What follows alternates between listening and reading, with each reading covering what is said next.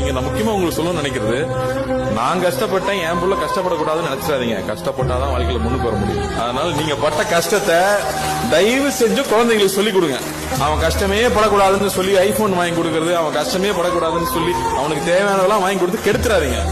நீங்க என்ன கஷ்டப்பட்டீங்கன்னு தயவு செஞ்சு சொல்லுங்க. எங்க அப்பா எங்க கிட்ட ஒவ்வொரு நாளும் சொல்லியிருப்பாரு, அநேகமா விஸ்வநாதன் சாரும் சொல்லியிருப்பாரு, டே நான்லாம் 7 கிலோமீட்டர் நடந்து போய் படிச்சேன், அப்பா இந்த கதை எத்தனை தடவைப்பா சொல்லியிருப்பேன் இவங்களும் நினைச்சிருப்பாங்க. ஆனா அந்த கதை அன்னைக்கு போர் அடிக்கும், ஆனா வளர்ந்து வந்ததுக்கு அப்புறமா நிறைய உணரும். நம்ம அடுத்தவங்களுக்கு செய்யணும், அடுத்தவங்களுக்கு கொடுக்கணுங்கிற எண்ணம் வர்றதே அந்த கஷ்டங்களை கேட்டு வரும்போது தயவு செஞ்சு நீங்க பட்ட கஷ்டத்தை குழந்தைங்களுக்கு சொல்லி சொல்லி சொல்லி வளங்க. அது ரொம்ப ரொம்ப முக்கியம். அடுத்த ஜெனரேஷன்ல நான் பெரிய கேப்பா பாக்குறது அதுதான். கஷ்டத்தை சொல்றதே இல்லை, அவனுக்கு தெரியக்கூடாது, கஷ்டம் தெரியக்கூடாதுன்னு நினைக்கிறாங்க. கஷ்டம் தெரியணும், கஷ்டம் தெரிஞ்சதா அவன் கஷ்டத்தை உணர போறதில்ல, அட்லீஸ்ட் புரிஞ்சுக்கவாது தெரியணுங்கிறது அவசியமா நான் பாக்குறேன்.